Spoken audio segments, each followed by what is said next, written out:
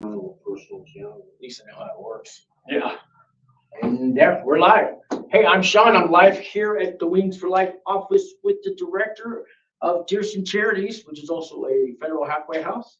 And he's here to answer questions and tell you some exciting news. Maybe if you want to get into about the 1 year off probation, also that you told me about. And he's got a few extra things. And I want to introduce Mr. Anderson here. Yeah. Well, thanks for having me, man. I'm got to say again, I'm really impressed with what you've done with the place. So yeah, I encourage if you got any viewers that haven't been by yet, you really should check it out. It's a really great space. So thanks for having me. Oh, thank you, thank you. We've got to hold down the ship and get it floating again, and we are doing things we never thought we would be able to do. I mean, we're doing housing and jobs for people now. We're really making an impact in the community, and all our hearts are in it. Yeah. I know you and Max and your team are doing a lot of good stuff. So I'm impressed, man. Keep it up. That means a lot coming from you. I mean, because to run a federal halfway house, you've seen the scams, you've seen the con men, you've seen that. Yes, I'm sure you've heard it all. But now, like me, I've been out 4 years. I don't know if that's enough time to prove where I've been, but I think I'm on the right track, and I don't ever want to go to a halfway house again. Right on. Well, yeah. So one of the things that I wanted to bring up was just there's it's a national initiative called Bank On, and we have I'm on the education work group here for the local coalition here in Albuquerque. And basically what they want to do is they partner with financial institutions that have low to no cost accounts. They want to, basically connect people with institutions where they can safely and securely have their money. So you say institutions, so not personal. So financial institutions, so banks and credit unions. And so they have these accounts that what I run into a lot is one of our program requirements is you're supposed to have an active savings account. Right. And so you bring that up and there's a lot of walls that get put up. A lot of people will say, all the banks do is they're out to get your money. They just want to hold it and charge me money to hold it. Right? Yeah. And then you're going to charge me to, withdraw my own money. I want my own money. I can't even get it. Right? And so some of that I think is a little bit to do with when they signed up for the account, they might not have read the fine print. You missed the part that says you have to have a minimum balance, you have to have so many transactions in this period, you can only access the ATM, you can't go inside and talk to a teller, you have to have a minimum direct deposit, all these kind of artificial barriers that have gone up. Is Bank One the one inside of Walmart's? I think you're talking about First Convenience Bank. Okay. Yeah. But so this is Bank On, which is a collaborative of all of these institutions. Oh, okay. Yeah. So actually, if you go locally, so this is a national initiative, and there's a local coalition here in Albuquerque that I'm on the education work group, and then there's a statewide coalition that's really trying to reach out to people who live out in the periphery, and make sure that everybody's got access to these accounts where you can safely and securely have your money. I found out in New Mexico, I've heard of rural communities. They have frontier communities. It's even further out, right? Yeah. I didn't even know that. Yeah. Wow. Yeah. So it's what they're trying to do is just give you the opportunity to store your money safely so that you're not stuck using a lot of the more periphery kind of like check cashing services or having to resort to like payday loans, pawn shops, that sort of thing. Payday loans, God, 300%. Yeah. You borrow 100, you owe 300. How do we get over that? And that's actually now they don't. They put caps on the interest rates. But so the bank accounts really is kind of it's just really giving you the opportunity to, like I said, store it in a place where you're going to there's insurance, And actually, if you go to the city website, if you go to, I just Googled it, Bank On Albuquerque, and 3 separate words. And then you obviously go to the city website, it's the cabq.gov, and there's actually a list of these accounts, the account names at these specific financial institutions. So there's banks and credit unions. You can go scroll down, and there's actually a map of where they're all located in Albuquerque. So it's a really cool, just resource to take advantage of. I think it'd be really important just to. So there's no monthly fee, no amount of, like, I give them $500. I can leave it there for a year and I won't owe them any money. So that every place is different, but yeah, they're all like low cost, no cost. The fees are waivable potentially. Yeah, there's not a lot of the kind of, like I said, the artificial barriers that, a lot of places have put up in the past. And so, and it's what's cool about Bank On is it's a collaborative of all these institutions, and it's not like a competition. They're really kind of believing in like all boats float on the rising tide. And if we all have the ability to like hang on to our hard-earned money, then just all of us as a whole are going to be better off. So I feel that way with the nonprofits and charities in this town trying to get us all together. And I was just working with women in leadership just the other day, and trying to get us all one big team, and we program, not a me program. Yeah. Well, and just so a quick example of like why it's important just in as a practitioner. This was a few years ago, but I had a client who he was on supervision, and he went to the gas station with his girlfriend, and he gave her his debit card and said, "Hey, go inside and grab us some cigarettes, put gas on the pump, whatever, and I'll stay out here. I'll clean out the car, do the windows, and I'll pump the gas."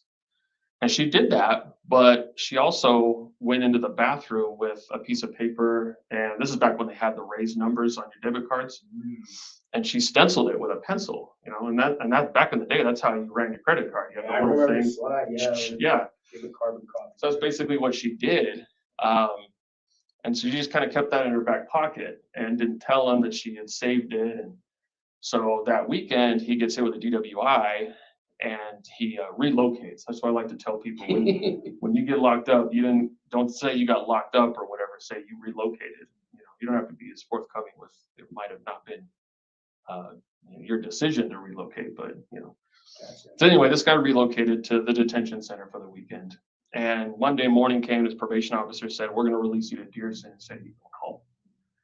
So he comes to me and says, "Hey man, I got these problems with my debit card. I'm overdrafted like $500," and explained it to me what happened. And so we had to call. We called on the back of the debit card. There's a phone number. We called the bank and explained what happened, and they were able to reverse the charges, freeze the card, issue him a new one. Like they took care of him. But if he didn't have that established relationship with a financial institution that's got the insurance, the FDIC and CUA stuff, that story might not have had that same happy ending. I know debit cards, a lot of them will not protect you like that. A credit card will, like when you want to dispute something. And that's why it's important to go onto the city website if you're local in Albuquerque and find that list of institutions, and you can call them and just ask them, make sure that account works for you. Because, our program, you might be making a pit stop here at our center in Albuquerque, but you're ultimately releasing to Farmington or Raton or Clayton or someplace.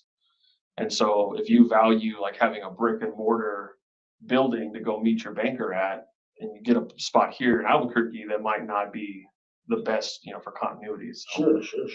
Yeah, that makes sense. But yeah, it's a really cool program that I'm excited to be about. And we're, it's nice to refer our clients to, check out the website. Most employers pay with direct deposit now anyways. The paper check and cash, those are pretty much gone. I'm sure there's a few places left that do it.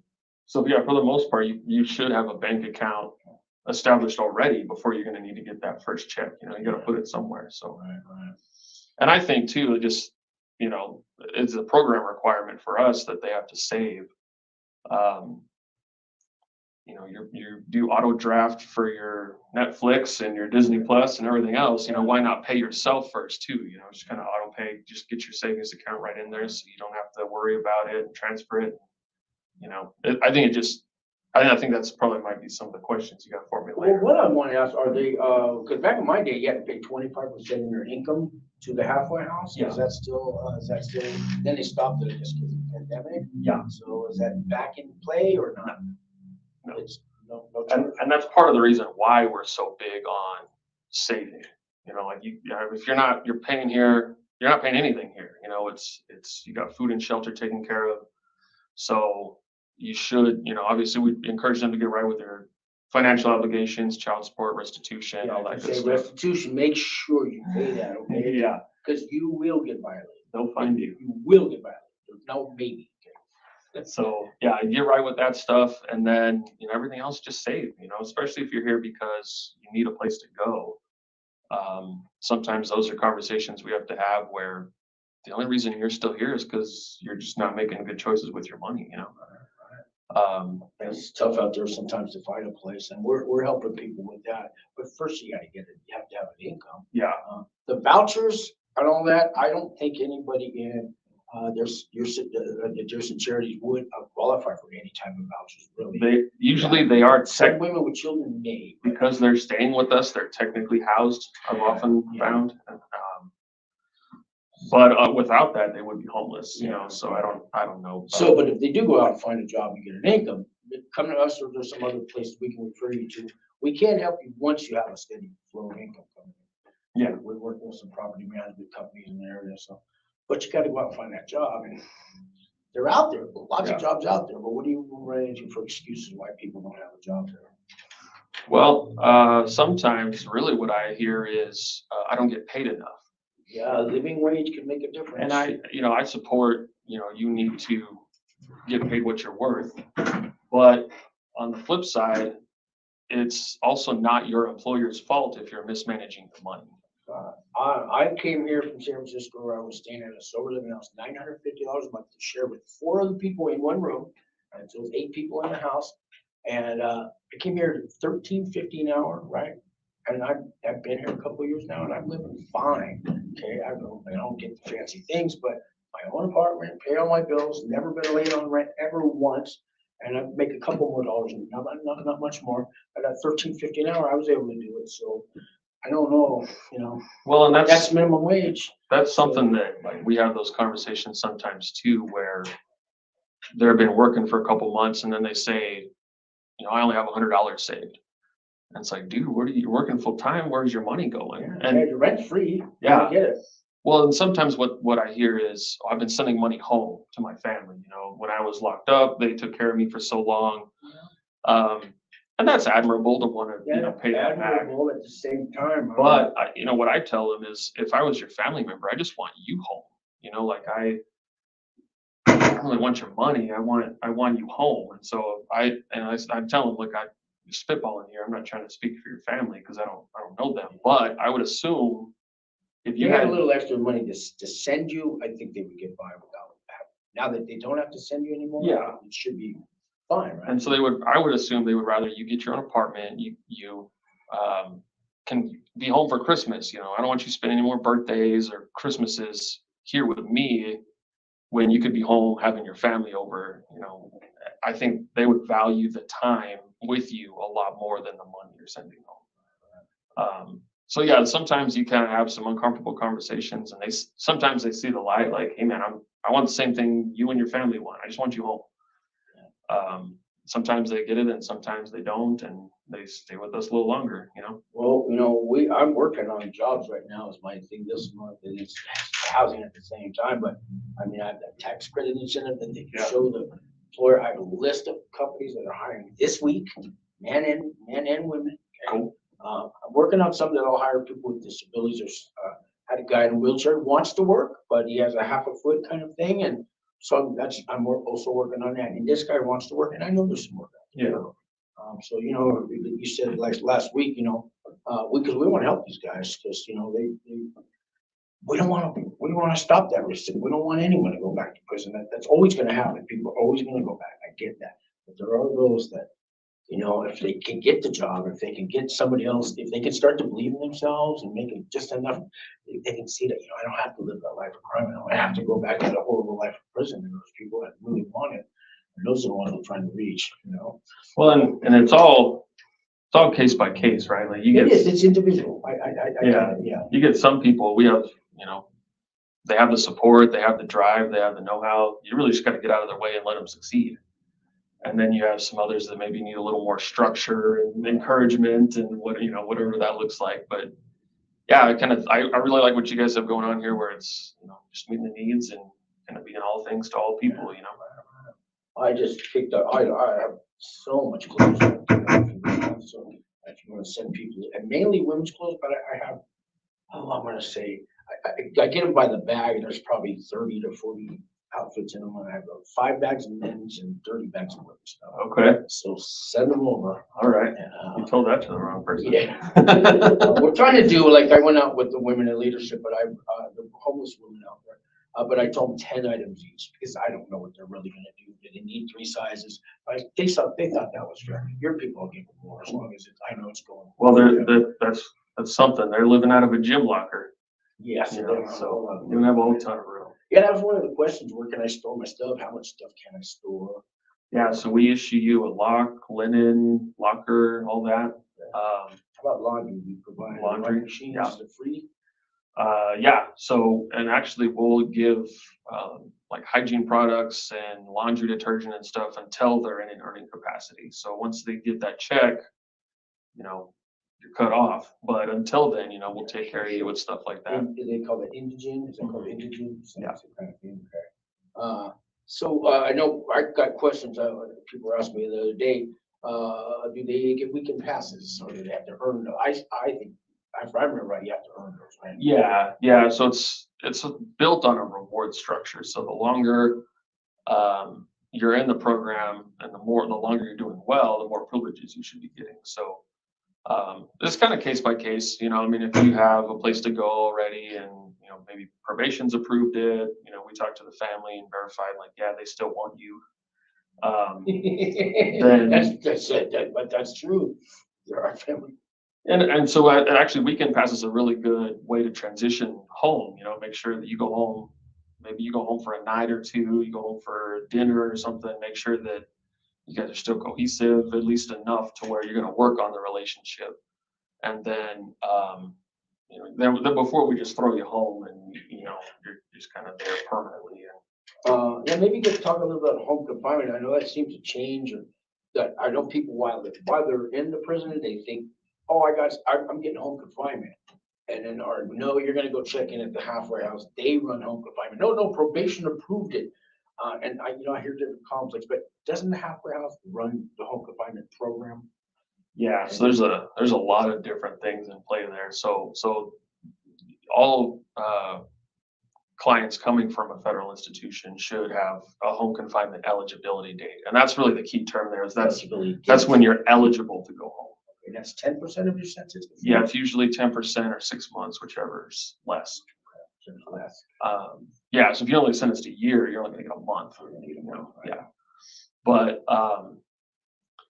yeah, so you have your eligibility date, and a lot of times the caseworker in the institution will submit your proposed release plan to probation, and so yeah, probation might have already gone to your house and approved it for supervision purposes. That's after you get, because you're still an inmate, even if you're on home confinement, you're still an inmate, and a lot of people don't realize that, right? Right. Yeah. So yeah, we do a family assessment, like I said, just to make sure that it's still an appropriate placement, that you're still welcome in the home. And if everything checks out, then we'll proceed with getting you put on home confinement. There's some rare instances where you do just come to the halfway house, check in, you get a bracelet, and you go home. Now, I've heard of that, and then that spread like wildfire, and everybody else thinks that's going to happen to them. So I talked to a lot of guys on pretrial. What happened during COVID was they realized that one of the risk factors for, you know, having adverse reactions to having COVID was having a high BMI or being a little overweight. So everybody and their mom started going to commissary and bulking up so they could go, you know, hey, now I'm overweight. Now I should be able to go in direct home confinement. You know, I haven't seen that as often recently. There's a lot of other things in play, you know, First Step Act and calculations and things. That's a lot of other stuff going on. Yeah, that's a whole other show, probably. Yeah, exactly. But yeah, I mean, the goal is to, you know, if you got a place to go and you got a job, you really need to be able to get out and, you know, more community, less confinement sort of thing, you know. Do they have to pay any money on home confinement? No. Before, when I was in, you go to halfway out, pay 25%, but then when you went on home confinement, at least where I was at, San Francisco, they still had to pay 25%. It was that way back in the day. Yeah. But yeah, not anymore. Now the big emphasis is savings.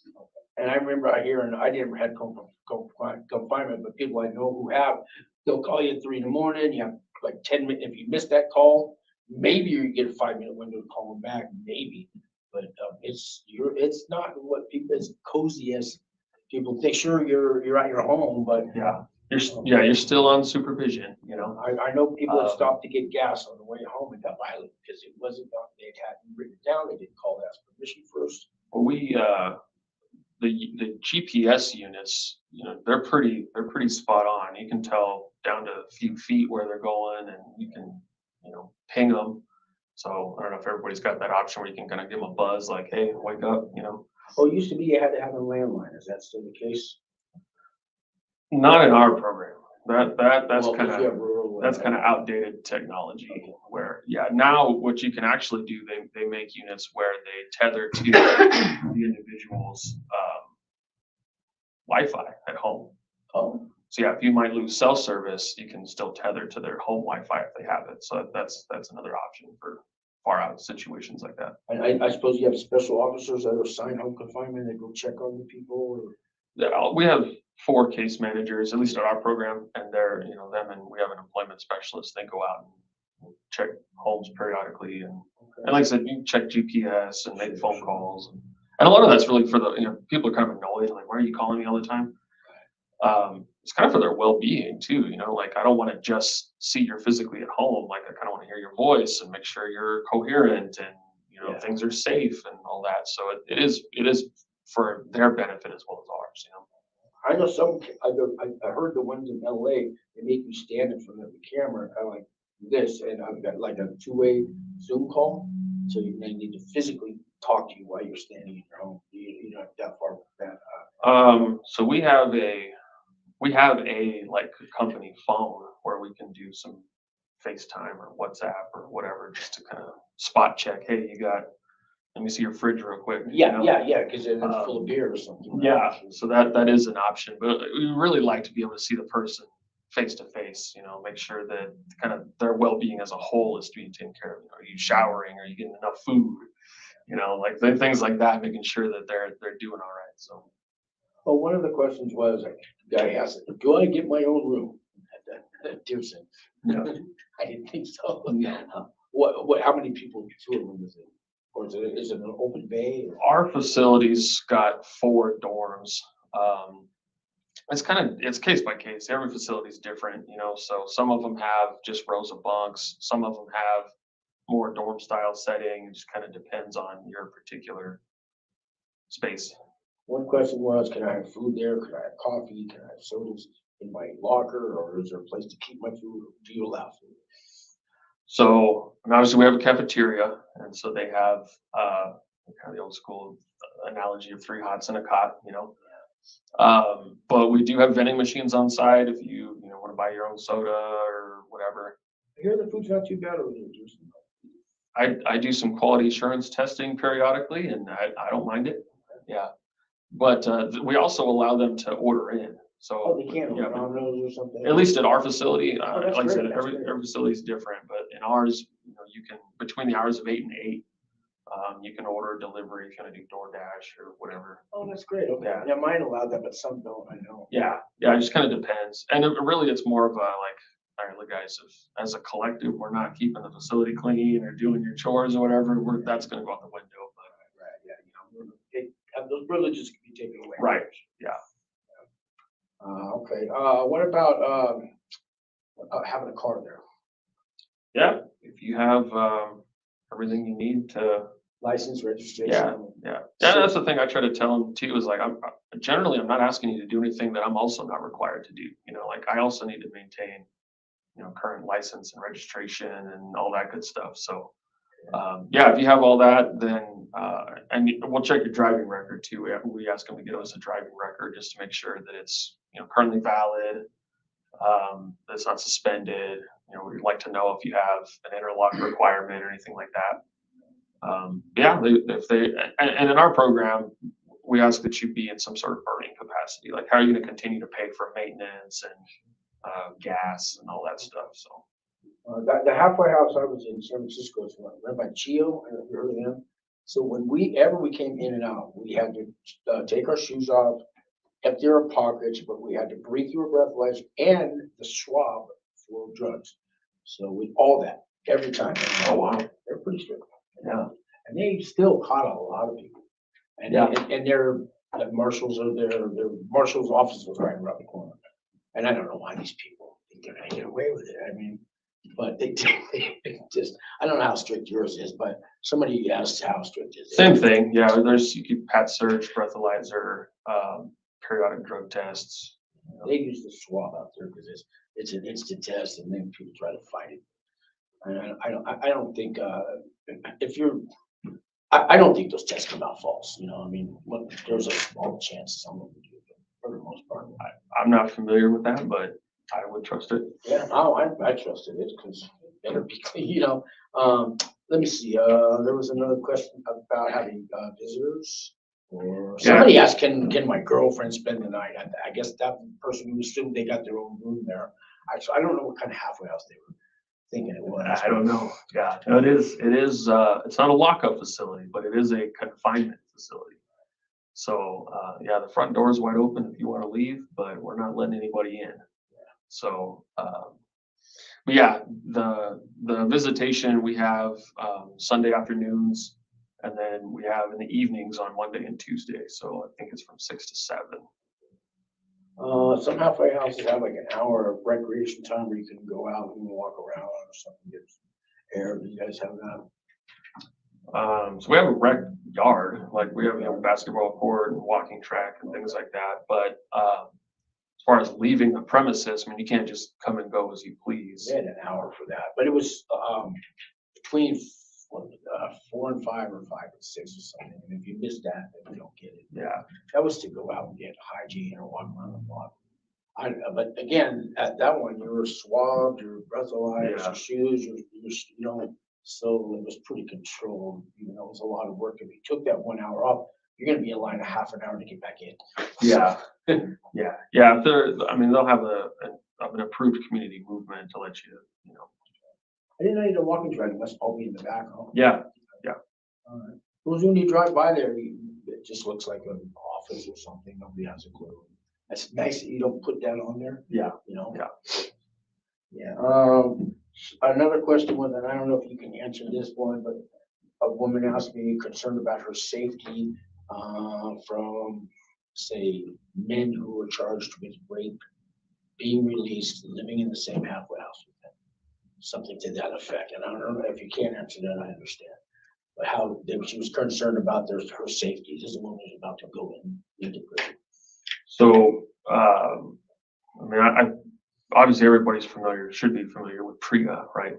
The Prison Rape Elimination Act of 2003. And so in our facility, we have, gender separation. There's separate laundry rooms, there's separate rec times, there's separate day rooms, obviously separate dorms. Staff are walking around pretty regularly. So, yeah, I've never encountered a situation like that, at least in my career. I know that's a touchy subject. Everybody's done their time. They're entitled to, be released after their sentence, and I'm not the judge. So, safety reasons, others. Yeah. So, you probably don't have children. Probably aren't allowed inside of some of the residents, right? On Visitors Day. Yeah. So and again, if I'm over the limit, just tell me. We can move on to another subject. Yeah. This will be the last question like that. We do allow children to visit at the center, and our visitation room's behind like a mag lock door, so you can't just come in and go as you please sort of situation. But I mean, a lot of people really do take advantage of the home passes, the social passes. So I mean, I would rather you go home and eat dinner with your family in a normal home environment than come hang out with me and have somebody like me looking over your shoulder during visitation. Just in general, whether you got kids or not.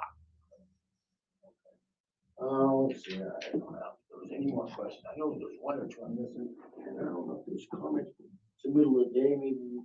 What would you like? Anything? Because I think I'm out of questions and no one else is on the end. But is there anything you'd like to talk about or ask us? Our camera woman Tiffany, I want to thank you for helping us out today. Yeah, I think just kind of the big thing that we're really pushing into the finances and stuff like that. There's a lot of horror stories out there and about that I've encountered, even where clients are kind of just too forthcoming with information. And it always happens, like every time there's a natural disaster of some kind, there's people impersonating the Red Cross.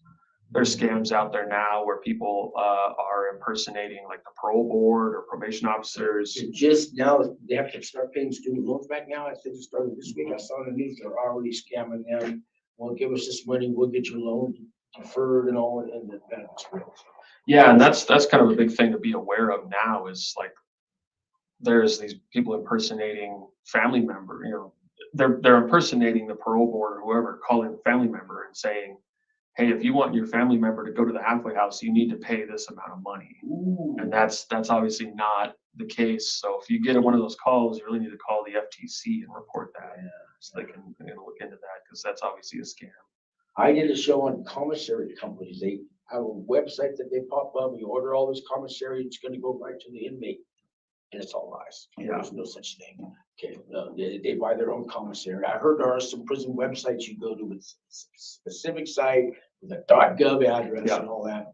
But I did a whole show. I found all the fake websites. And people were just, leaving comments later on. And I bought $500 worth off this company, and next day the website wasn't even there.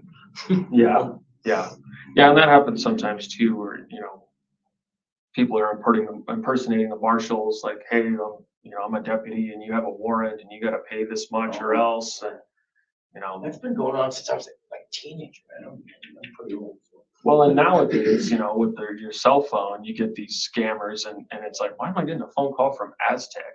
Like, I don't, if they're going to call you, like you said, it'd be there's $3,200 to spend on a computer from Amazon, and we just want to make sure we got the right address or something, so I can call and give them my be careful. Those have been out there forever. Well, and so go back to that story I mentioned earlier where the guy had his debit card stolen by his ex. That was a teachable moment for him, and that, one, you don't need to be sharing and you can't oversharing. And you can't trust anyone because of your own girlfriend's. Well, that's what she went and bought her kid's shoes and paid her electric bill and all kinds of stuff. But we called the number on the back of the debit card to make sure that he was calling his financial institution. Recently, we had a client who had a similar situation happen, but instead of calling the number on the back of the debit card, Googled the number, found a fake one. Somebody impersonating her account holder. And she called them and they said, let me have your bank account info. And like instantly it was empty. And you just got to be really careful and kind of trust but verify. It's important to make sure you're right. Like I was telling you, some people that we're trying to get housing for have given us false information. So now we really have to verify that. They will, people with a lie, cheat, and steal, they'll do anything to get in jail. So they'll do anything when they get out, right? That's an old joke. We're full up. Anyways, let's see. Anything else you want to talk about? No, I'm just keeping on, man. I'm really glad that we're partnering really closely like this. I think it's going to be really good, for our clients, and hopefully we're making it mutually beneficial. Giving you whatever. Anything we can do for you. Right now, I know I've lots of clothing for those residents, and I don't know. Maybe probably just have them come here so we know what size they are. Yeah. Maybe they want to get out of the house. Well, like I said, I'd like to get them in here so that they can see everything you have to offer. While they're here, I'll talk to them about jobs and suck them up into everything else you got. Sure. Yeah, and some of these other organizations we'll work with also need some community services. So, but we'll get to that. Okay. Any women, female residents that you have, the women in leadership would also like to help them with. They are cool. Yeah, I've met a few of them in the past, and that's a really powerful organization too. A lot of those women did a lot of time. When I was feeding homeless on Tuesday, did 22 years, but that was 10 years ago. You could tell she's just really out to help people now. But Stacy Burleson started the organization, and I always brag about her because that's a woman she's been out of prison, I guess, 10 years now, and she does nothing but help them, so. Everybody I've talked to from that organization has been real relentless. You know, they're hustling. They don't take no for an answer. They don't. And I was honored because they got very few men even have anything to do with the organization. I was honored that Yeah. she's letting me kind of, work with her. So, anyways, I want to thank you very Sure, much. yeah, thanks for having me. And you get out of the office today, right? Yeah, definitely. We're closer to 5 o'clock today. Another day closer to Friday. There we go. Anything else that you can think we can do for you? Just give me a holler, give me an email. Cool. I want to thank you once again, and thank you guys. And this will be reruns forever. YouTube owns it now, so hopefully people will watch this and at least get some answers of what they're facing before they go into prison, or maybe some family members can let them know what to expect when they get out. Thank you. Yeah. I'm gonna hit the end broadcast, and there we go.